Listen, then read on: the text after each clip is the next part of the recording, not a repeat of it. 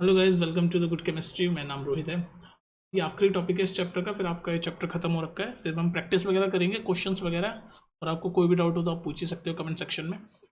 ये जो है चैप्टर, उसका ये जो टॉपिक है फ्रीडल क्राफ्ट अल्काइलेशन, इसमें दो रिएक्शन है, फ्रीडल क्राफ्ट अल्काइलेशन और फ्रीडल क्राफ्ट असाइलेशन, हम दोनों पढ़ लेंगे। तो इसमें क्या होता है हमारा, हम लेते हैं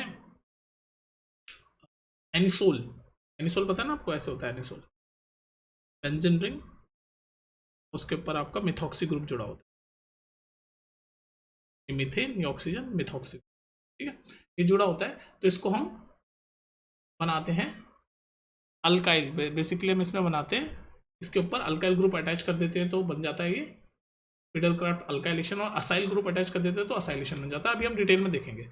ये फ्रीडल और क्राफ्ट बेसिकली दो केमिस्ट थे, ये था चार्ल्स फ्रीडल और ये था जेम्स क्राफ्ट। इन दोनों ने मिलकर रिएक्शंस बनाई थी, और ये जो रिएक्शन होती है ये EAS यानी कि electrophilic aromatic substitution type of reaction होती है, ठीक है।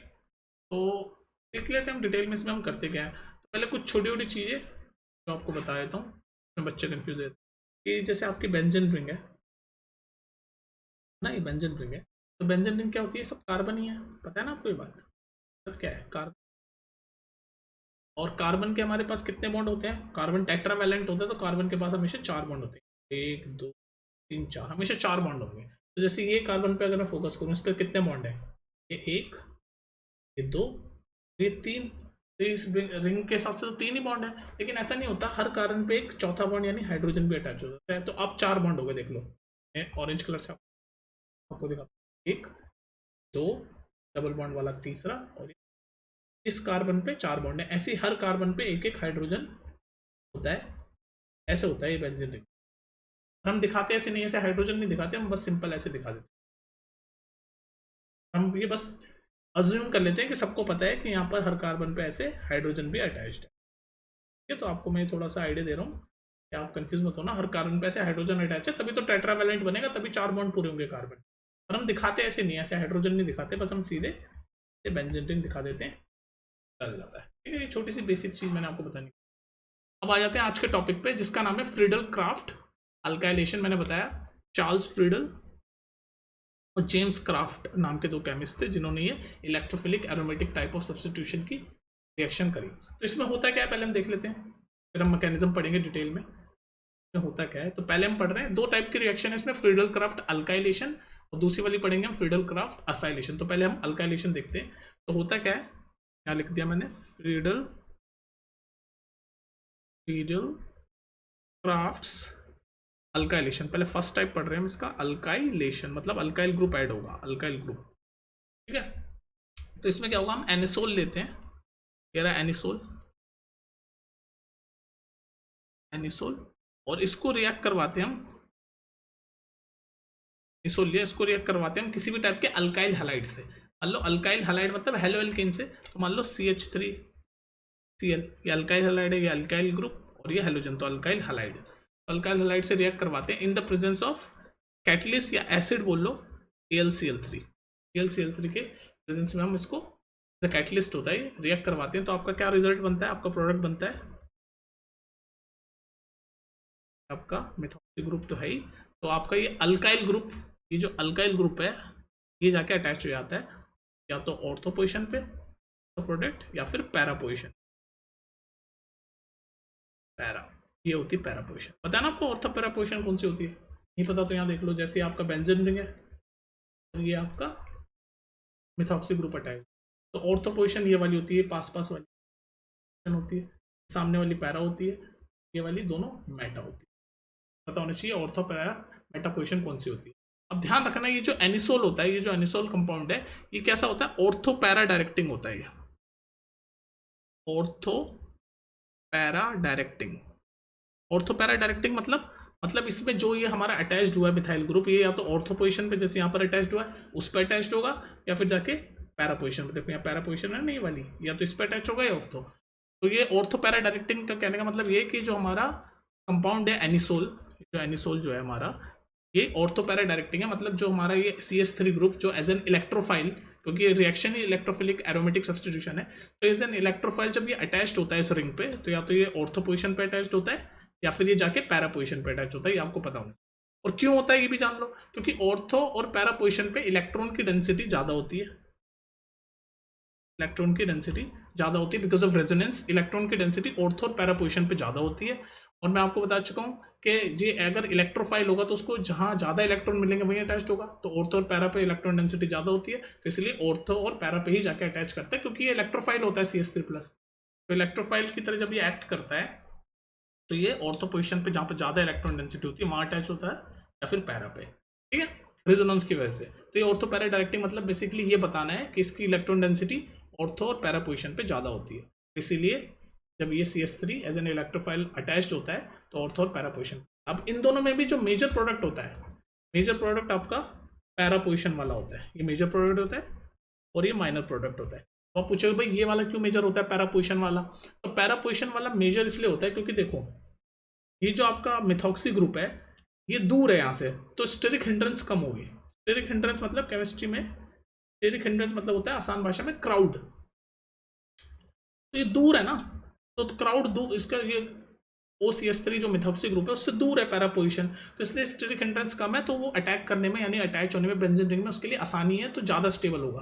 और पैरा पोजीशन में स्टेरिक हिंड्रेंस ज़्यादा है क्योंकि देखो इसी के पास आपका मिथॉक्सी ग्रुप भी जुड़ा हुआ है, तो क्राउड ज़्यादा हो गया यहीं पर एक मिथॉक्सी ग्रुप और यहीं पर ही जाके ये आपका अल्काइल ग्रुप भी जाके अटैच हो गया, तो पास पास है। स्टेरिक हिंड्रेंस यानी कि क्राउड जो भीड़ है वो ज़्यादा होती है, तो ये ज़्यादा स्टेबल नहीं होता, ठीक है। तो इसलिए मेजर प्रोडक्ट आपका ये वाला होता है पैरा, ठीक है। ये पूरा मैकेनिज्म पूरा आप समझ गए थ्योरी। अब हम इसका मैकेनिज्म देखते हैं कि भाई ये CH3Cl जो हमारा अल्काइल हैलाइड के साथ जब इसको रिएक्ट कराते हैं इन द प्रेजेंस ऑफ ये हमारा AlCl3, तो ये कैसे, AlCl3 क्या है, एक तरह का लुईस एसिड है।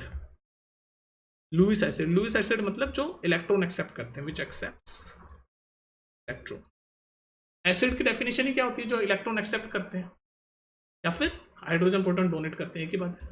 तो इलेक्ट्रॉन एक्सेप्ट करता है, तो ये लुईस एसिड की प्रेजेंस में जब हम इसको रिएक्ट करते हैं तो हमारा ये बनता है। अब हम ये मैकेनिज्म देख लेते हैं कि कैसे बन जाता है, कैसे CH3Cl इसमें से हट के यहाँ ऑर्थो और पैरा पोजीशन पे जुड़ जाता है। इसका मैकेनिज्म डिटेल में पढ़ लेते हैं अल्काइलेशन का, ठीक है। चलिए जब मैकेनिज्म देखते हैं डिटेल मैकेनिज्म, सबसे पहले अपना एनिसोल लेंगे, ये रहा। तो ये लिया हमने एनिसोल, बेंजीन रिंग है हमारी, इसके ऊपर ये मिथॉक्सी ग्रुप अटैच्ड है, ये हमारा NaCl, और इसको रिएक्ट कराया हमने अल्काइल हैलाइड से, अल्काइल, और ये हैलाइड में हमने हैलोजन में क्लोरीन ले लिया, अल्काइल हैलाइड से इसको रिएक्ट करवाया। इसकी प्रेजेंस में एक लुईस एसिड AlCl3।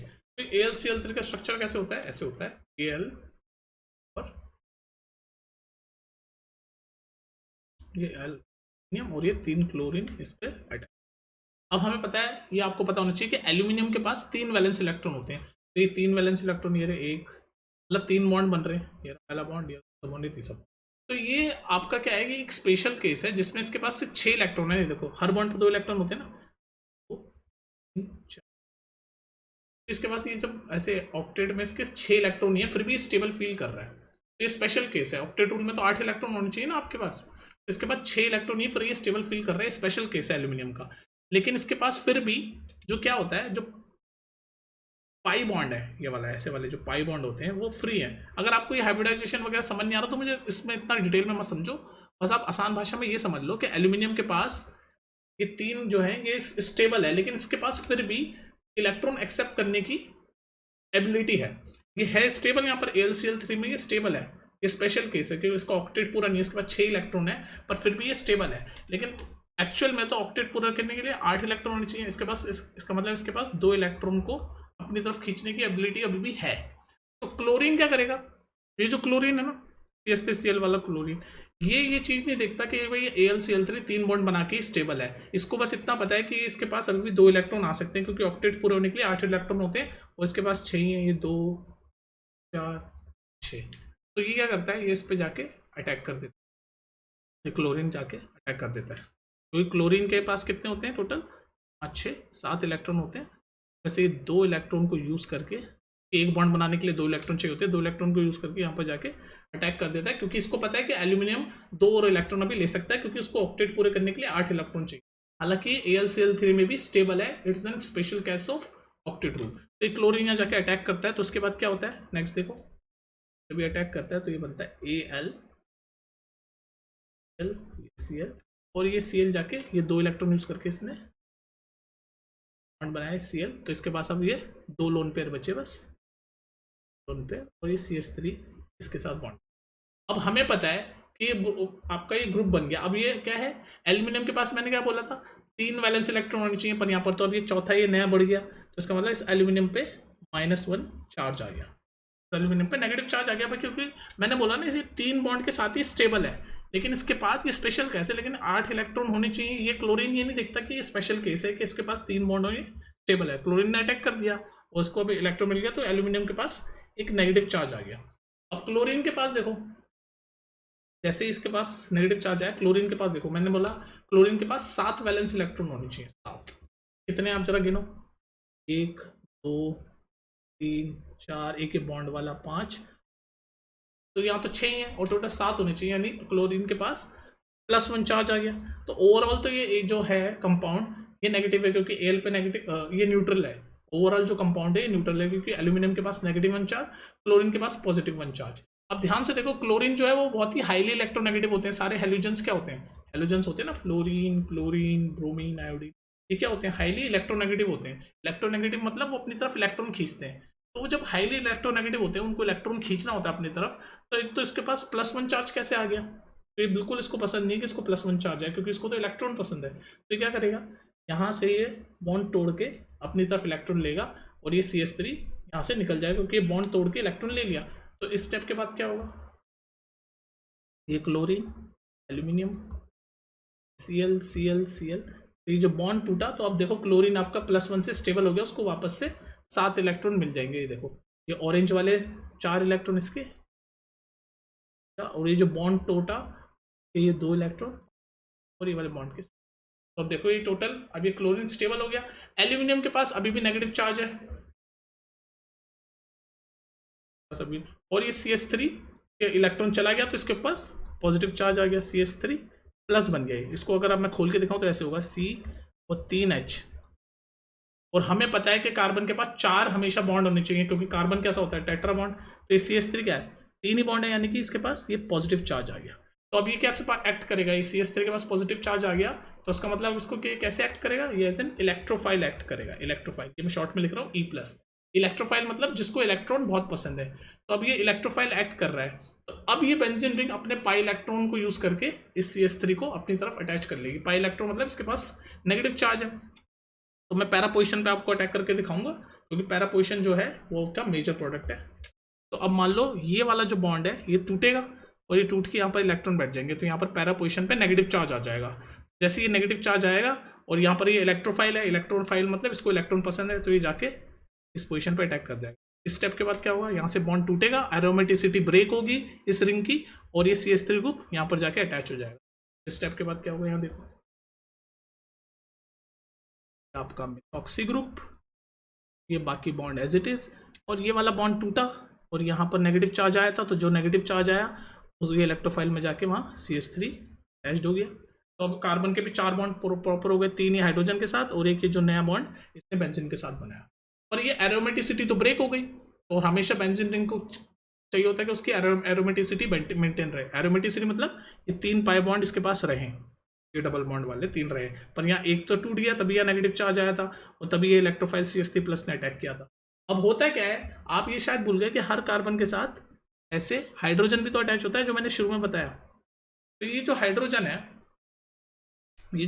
है, ये एज अ हाइड्रोजन प्रोटोन इस पूरे कंपाउंड को, इस मॉलिक्यूल को लीव कर देगा, as a hydrogen proton leave करेगा, ये as a hydrogen proton leave करेगा। अभी आपका क्या है, ये AlCl3 था ना, उसमें ये जो क्लोरीन है ये बॉन्ड यूज करके एज अ हाइड्रोजन प्रोटोन ये अटैच कर लेगा और ये लीव कर देगा, और AlCl3 वापस से अपनी स्टेबल पोजीशन में आ जाएगी, क्योंकि ये बॉन्ड टूट गया, AlCl3 अपनी स्टेबल पोजीशन पे आ गया, और ये हाइड्रोजन प्रोटोन के साथ Cl बॉन्ड बना लेगा, और ये अपना 2 इलेक्ट्रॉन छोड़ के निकलेगा, क्योंकि सिर्फ ये एज अ हाइड्रोजन प्रोटोन निकल रहा है, मतलब ये अपने दोनों इलेक्ट्रॉन ये वाले लीव कर देगा। जो 2 इलेक्ट्रॉन लीव करेगा वो वापस यहाँ चले जाएंगे, तो ये यहाँ चले जाएंगे। तो इसके बाद क्या होगा, ध्यान से देखो,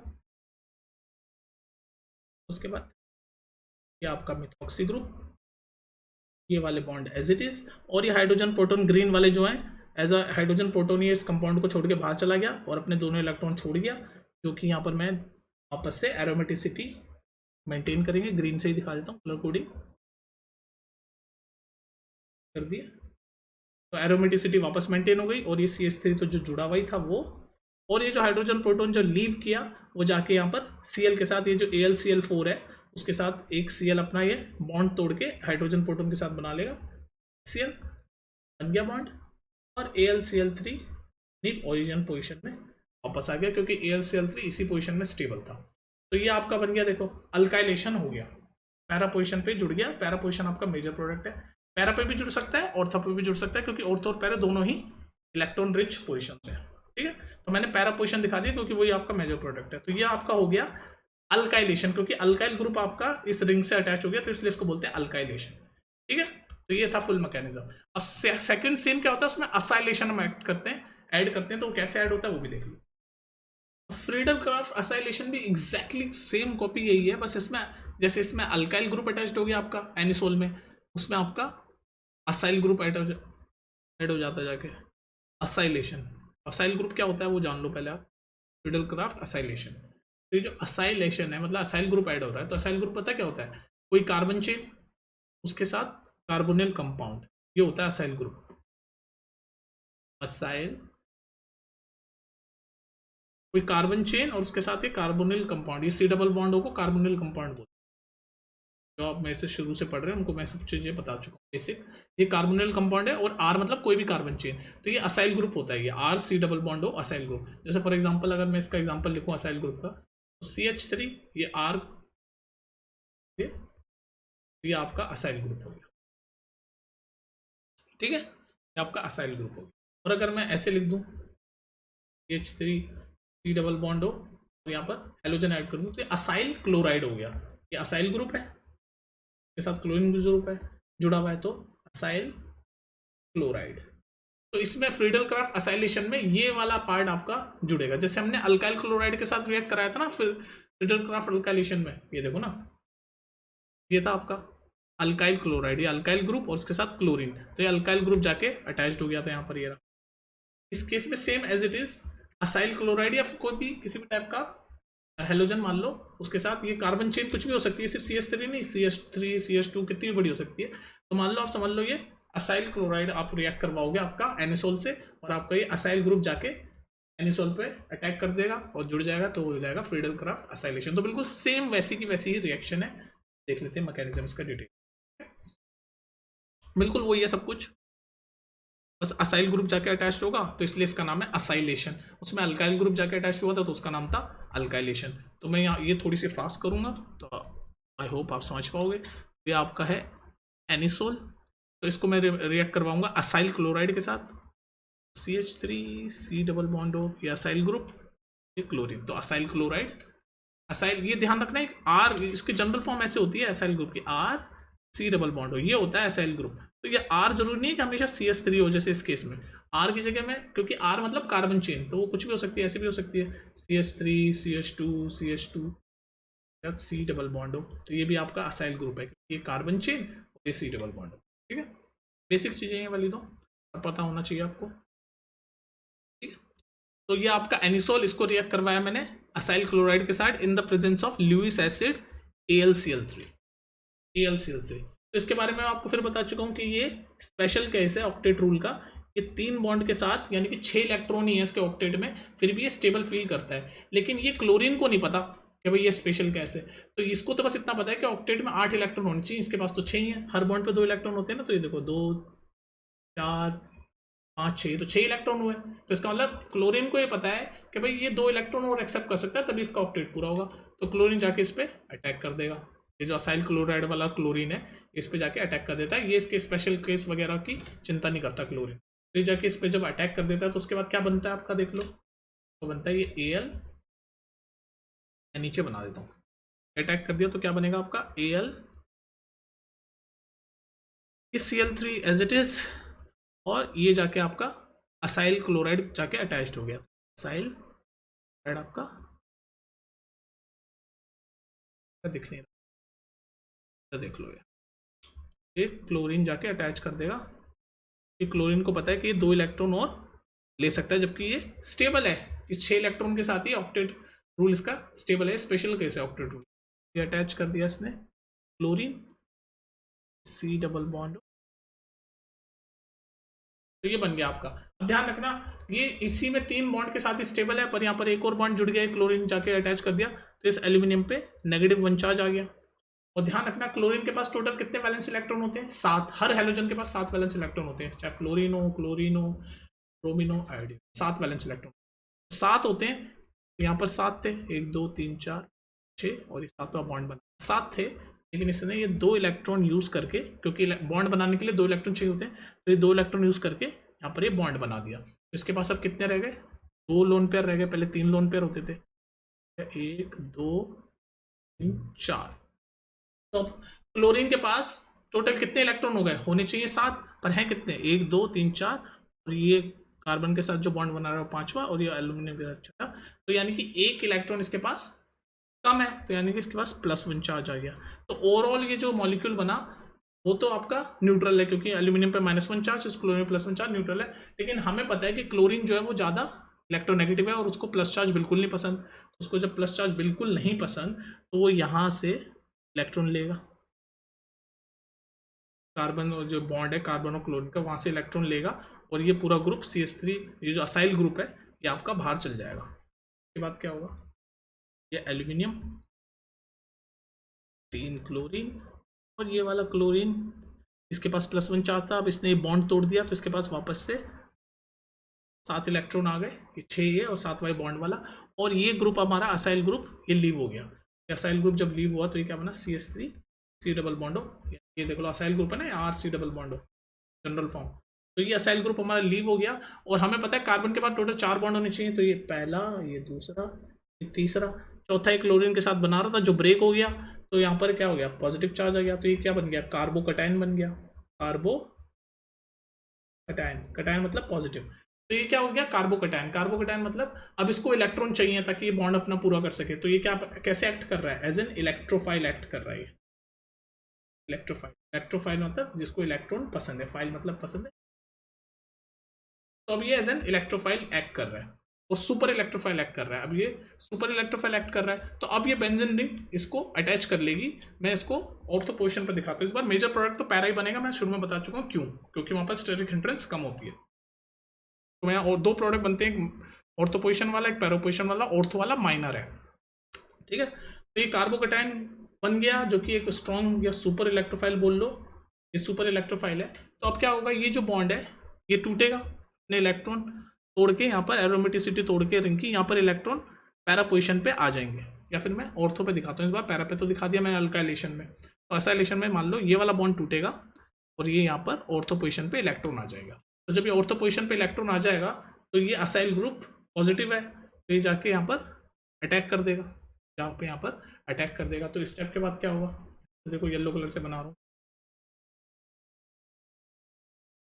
ये वाला बॉन्ड टूट गया, यहाँ पर methoxy group as it is, और यहाँ पर ये बॉन्ड टूटा, यहाँ पर नेगेटिव चार्ज आ गया था, नेगेटिव चार्ज आ गया, ये इलेक्ट्रोफाइल है, इसको इलेक्ट्रॉन पसंद है, तो यहाँ पर जाके अटैच कर देगा, तो ये अटैच हो गया। क्या बना आपका? 1, ठीक है। ये जाके असाइल ग्रुप यहाँ पर अटैच हो गया, और अब कार्बन के भी 4 बॉन्ड पूरे हो गए इधर, 1 तो ये जाके बस अटैच हो गया आपका। पर अभी ये एरोमेटिसिटी तो ब्रेक हो गई, और बेंजीन रिंग की एरोमेटिसिटी ब्रेक हो नहीं सकती, क्योंकि वो बहुत अनस्टेबल हो जाता है फिर।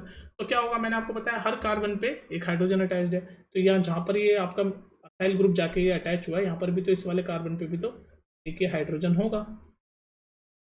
तो ये hydrogen as a hydrogen proton इस मॉलिक्यूल को लीव कर जाएगा, हाइड्रोजन प्रोटोन लीव करेगा, इलेक्ट्रॉन अपने छोड़ जाएगा। तो ये दोनों इलेक्ट्रॉन बनाने के लिए जो 2 इलेक्ट्रॉन होते हैं, तो यहाँ पर छोड़ के एज अ हाइड्रोजन प्रोटोन ये लीव कर जाएगा। और ये जो आपका क्लोरीन है, ये क्लोरीन है, ये वाला बॉन्ड टूट देगा AlCl3 से, क्योंकि AlCl3 भी इसकी स्टेबल फॉर्म है, ये चौथा वाले से तो ये -1 में आ रखा है, तो ये अपना ये बॉन्ड तोड़ेगा, और ये बॉन्ड इस हाइड्रोजन प्रोटोन ये जो लीव करेगा इसके साथ बना लेगा। ये hydrogen proton as a leave करेगा अपने दोनों इलेक्ट्रॉन पीछे छोड़ के, और ये क्लोरीन ये वाला बॉन्ड तोड़ेगा AlCl3 से, और ये हाइड्रोजन प्रोटोन के साथ बना लेगा, तो HCl बन जाएगा आपका।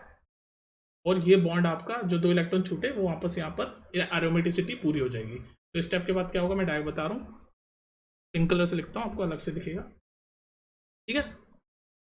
ये है, ये हाइड्रोजन जो अपना proton as a hydrogen proton निकला, बाकी के 2 इलेक्ट्रॉन छोड़ गया, ग्रीन कलर से दिखा देता, बाकी चीज़ as it is methoxy group as it is, ये आपका असाइल ग्रुप जो जुड़ा हुआ है वो भी एज इट इज़, और ये H प्रोटॉन जो यहाँ से निकला, जो इलेक्ट्रॉन ये ग्रीन वाले छोड़ के अपने, जिससे एरोमेटिसिटी पूरी हो गई, ये हाइड्रोजन प्रोटॉन यहाँ पर क्लोरीन से जाके अटैच हो जाएगा, तो बन जाएगा आपका HCl, और ये AlCl3 वापस आ गया, जहाँ से स्टार्ट किया था AlCl3 वो वापस आ गया, क्योंकि ये वाला बॉन्ड टूट के ही इस हाइड्रोजन के साथ बॉन्ड बनाया और HCl बना, और प्लस AlCl3 अपनी ओरिजिनल स्टेबल पोजिशन में गया, और आपका यहाँ पर असाइलेशन हो गया, क्योंकि जो असाइल ग्रुप है वो जाके एनिसोल, ये जो एनिसोल पे उस पर, इसको देखो C डबल बॉन्ड हो CH3, आपके NCERT में ऐसे लिखा हुआ है, C डबल बॉन्ड हो CH3, ऐसे बॉन्ड नहीं दिखा रखे उन्होंने बस CO CH3 लिख रखा है, ऑक्सी ग्रुप और ये CO, ठीक है।